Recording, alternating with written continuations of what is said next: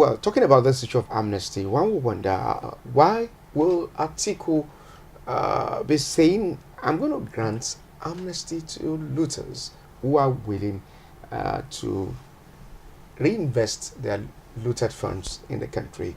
Is he coming on the premise of Yaradua promised, gave amnesty to Niger Delta militants, and some other issues of amnesty to some unscrupulous Nigerians?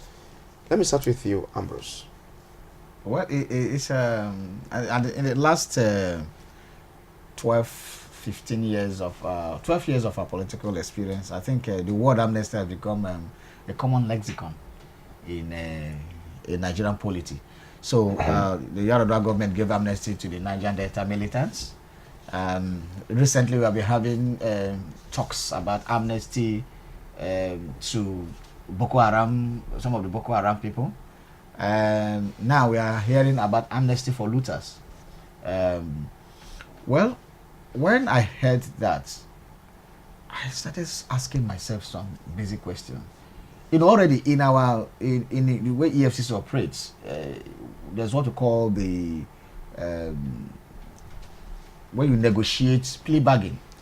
You know, when you negotiate, you agree that you've stolen some money, you need to return it. It's one of the legal terms. The legal terms. So you negotiate. But I think it came from the 419 Act of the EFCC. That aspect, because it's fee for fraud. It's a financial fraud. So is that the language Atiku was trying to use? Because I think this is different. Is he saying that these people will, when they bring back the money to the federal government, are they going to return the money and then they don't go for jail for it, just like it's obtainable in plea bargain? Or is he saying that when these people agree to the fact that they have looted and they return the money to the federal government coffers, they are going to say, go ye and sin no more, and they're going to left off the hook? What exactly? He needs to expatiate that. What Atiku is saying? What Atiku is saying here? Let me just give you more clarity to that. Well, Atiku, during a town hall program called The Candidates Show on the national television, said that if elected, that he may consider granting looters amnesty, provided if they are willing to reinvest their loot in Nigeria for job creation. What kind of what percentage of their loot? If a man has stolen 100 billion naira, for example, is he asking the man to bring the 100 billion naira? The man will not. I mean, let's be realistic. So I thank God you use the word he may. Please let him remove that may. He will not, and he should not do that, because this money is our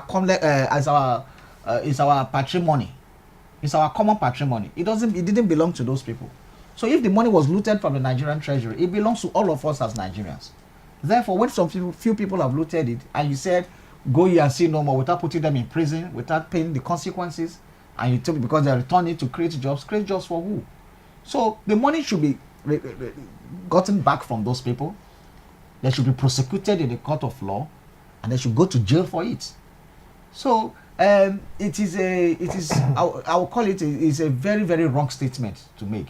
And I think Nigerians should condemn this statement and ensure that even if he wins the election, that this kind of thing cannot be practiced. Because it will encourage others to steal more. Because if you know that you steal, it's just like what is happening in some of the banks right now. When people looted the banks went under, then you refloat the bank with Amcon using Nigeria's money, and then the people are walking free in the streets. So if that's the kind of economy we want to run, then we're not going to go anywhere. So I think it's a dangerous statement, and that should be condemned by all Nigerians. Okay, let me come to you, Markson Maidwe. Concerning this statement made by Atiku, what's your own reaction to this development? It's a very worthy statement, and it's something that people should really be wary about. I want to make a profound statement here that leadership is key to societal development. Without leadership, nothing changes. Without leadership, nothing is corrected. Without leadership, no cause is advanced. Without leadership, there is no progress. Leaders are supposed to institute an enduring change. And also, if you want people to like you before you do what you're supposed to do, then you are not a leader. You are a politician. My brother, amnesty supposed to be for criminals, right? Who probably lay down, who accepted to come back to the society and no longer carry arm against their country. That's where Yaradua brought his own amnesty from, because he was seeing that these people are already endangering the country, and there's the way, in a way to bring down the tension, he decided to offer them amnesty at that moment in time. It's not supposed to be an enduring policy, a policy that will be continue for a long time. Is to address a cause, a specific cause at one point in time, and it ends there. Now bringing amnesty to be part of our political lexicon is dangerous, in the sense that how many people are you going to be granting amnesty? What category of criminals are you going to be granting amnesty? It is good to call a spade a spade. Saying that you give people amnesty, then the money they have looted so that they will come and invest it in Nigeria, to me, it is so pathetic a statement. One, no money has left this planet. No money has ever flown to anywhere. No property has ever left the world. The people who are living the world on a daily basis are human beings who are victims of the policy, probably of the looting of people who took their money without recourse to decency and sent women to jail, to untimely death, children untimely death, deprived the society of the right infrastructure. They reduce the society to rubble just for personal gain. But don't you? Sorry. Okay. Sorry. The money they have accumulated, either they are dead or they are alive, the money has not left this planet. So it could be recovered. That's why I love the Western system. If you steal, even if it's 30 years, the records are there. The banks are there. The records can be traced. That's why I say no money is hiding anywhere. My brother, if they tell you he has stolen money and is hiding and we can't trace it, it's a lie. The accountants are there to tell you who moved what at what point in time, even if it is 20 years or 30 years behind. It can still be investigated. Just a moment. We'll get to talk more about that. I'm still coming to this one in the safety. The safety tank is another thing. You know what? There was money in the sock away. I'm just telling you that no money has left the planet, Ambrose. And the sock away, before that money got to the sock away, it must have been signed by somebody and given to somebody. That's why I said that no money left the planet. All the wealth of this world are here. Okay, if I may come in now. When you look at the issue of recovery, this is something Nigerians are indeed asking questions to know how money has been recovered. Now, if Atiku is coming out to say, well, I'm going to give you amnesty for all your looted funds, you reinvest this money for job creation. Is there anything bad in that? See, for such perfidy, for such perfidious things, amnesty is not the antidote. It's not the best way to address such perfidy, such treacherous things that you say, okay, come on, you give amnesty for those who have looted funds and they should come and when they return, they are free, they should go, and then condition that they invest the money. Are you telling me that you cannot recover the money? I just told you that no money left the planet and no money is hidden. Everything is transparent. If you want to get it, go ahead and get it. The records are there. You are sounding so easy concerning this one. We have a lot of court cases, a lot of money that they said are still pending in court matters. Well, you're not a lawyer, but they will tell you that, well, the federal government cannot go ahead and spend. So if someone is coming out to tell you that, well, I'm going to give you amnesty for your looted funds. There's always two sides to this coin. The legal luminaries will tell, the legal guys will tell you, look, you are saying there are records, but records can be destroyed. We have seen government buildings and so many other things go up in flames on the suspicion that some of these things will be to cover some tracks. We have seen records of that place you said they signed something. The signed papers have gone. And because we operate most of the time in an analog system in these things. And then some of these monies are signed, moved, and was supposed to have done a particular thing. And when you go to the file, it has been done. So what happens sometimes is that the government do not have sometimes the modern sophistication, especially in terms of equipment and somebody to track these things.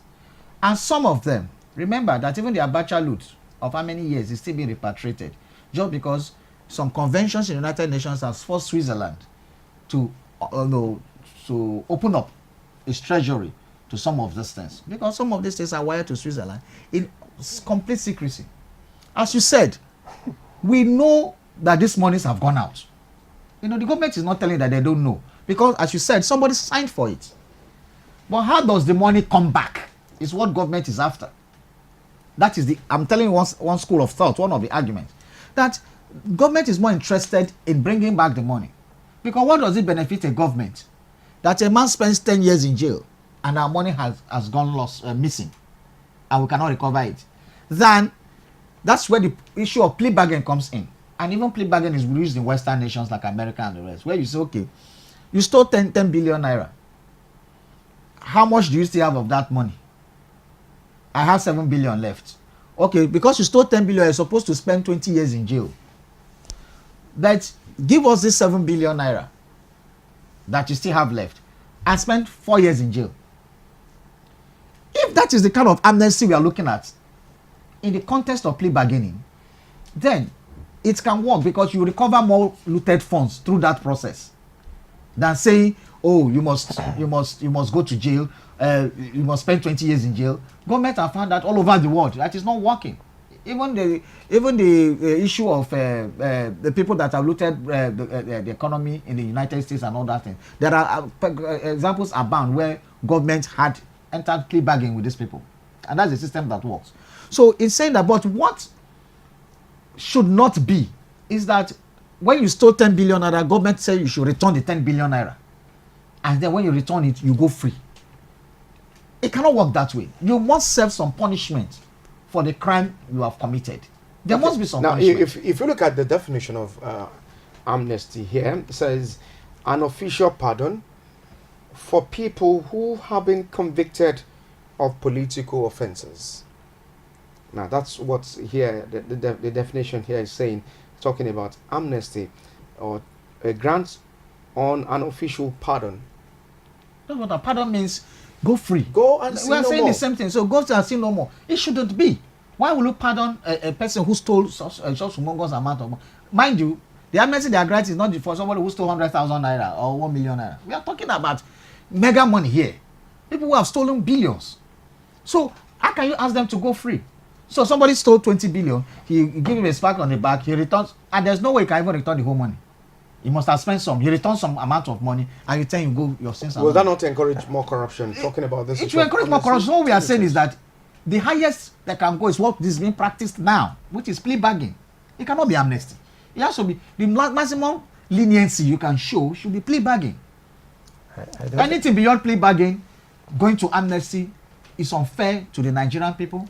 Yes. Okay, we'll get to let's get to listen to the reaction of the APC on this matter. The ruling All Progressives Congress has countered presidential candidate of the People's Democratic Party, Atiku'S, over his plan to grant amnesty to corrupt Nigerians if elected president in the forthcoming presidential election. APC National Public Secretary Larry Isonilu, at a press conference in Abuja, faulted Atiku'S position on the fight against corruption.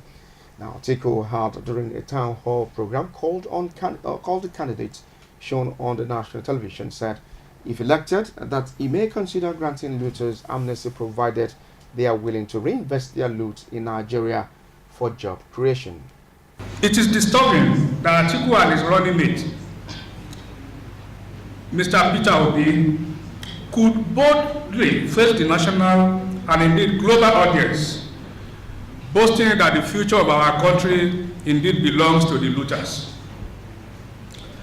As a matter of fact, Alhaji Atiku repeatedly told a bewildered nation that those who caused poverty, unemployment, poor infrastructure, and misery for many Nigerians under his watch as the vice president will be left to enjoy our commonwealth as long as they turned in part of what they have stolen. And away from that, talking about the issue of amnesty from the APC, giving their counter accusations to this one. Gentlemen, what do you have to say concerning that? Concerning the APC people, it's the same thing I've said here. That is very wrong. It is not correct to say it is a miasma to tell us that you are going to pardon looters just because they return money. And it should never be allowed to happen in this country, because you have that to be setting a dangerous precedent for the future, for future looters, that when you do some things like this, you can go scot-free. You just go to the government and say, hey, I'm ready to reinvest this. And then who monitors the reinvestment? So it's so bogus. That idea is so bogus that it's not sustainable in law. And it should not be allowed to happen. Do you think if Atiku is elected as the president of Nigeria, he will be able to tackle the issue of anti-corruption in the country with this development? With that statement, I doubt whether he will be able to carry on with the anti-corruption fight. And let me tell you, if we fail in this anti-corruption fight, it's just going to give Nigeria a bad name. It's going to reduce this country to nothing. Already we don't have good image abroad. Already internationally, some country has already blacklisted Nigeria. They don't do business with us, and they don't even give our citizens any recognition. Our citizens have been treated in a shabby way over there because of the way they perceive all of us as corrupt. But with this administration, with the little fight that this administration has already put up against corruption, our image is beginning to brighten up. What I want to say here is this. If Atiku becomes the president of Nigeria with what he has said, he's not likely going to continue with that fight. And two, amnesty that he started want to give to these corrupt looters or people who are, then what kind of amnesty is he going to give to the victim of looters in Nigeria? The bad road, the people who are dying on a daily basis in a hospital because our hospitals are not equipped, the children that has to be rushed abroad for some little ailment that have been treated here locally, then the students that the universities, which universities are not equipped and they are suffering what I would call meta degradation, academic downturn. What amnesty is it going to give to the woman who goes to hospital and lost their child because the hospital cannot take care of them? What amnesty is it going to give to our road, to the road users that daily lost a number of man-hour accidents and all the rest? What amnesty is it going to give to the armed forces that are in Sambisa fighting without good weapon? What amnesty is going to give to Nigerian police that are on the road day and night without good salary, owing to the fact that some people have stolen everything, and then you now say you want to revest it to Nigeria? What amnesty is it going to give to the fishermen in the ocean? What amnesty is it going to give to the people whose salary cannot be paid, and because some people has looted the fund? Which amnesty is it going to give to the retirees who are supposed to benefit from, have their benefit paid and they cannot be paid for 2 years? What amnesty is it going to give to the whole Nigeria? Okay, well, so we have to address, if we can extend those amnesty to them, then I will take him serious. These are critical issues at this time, but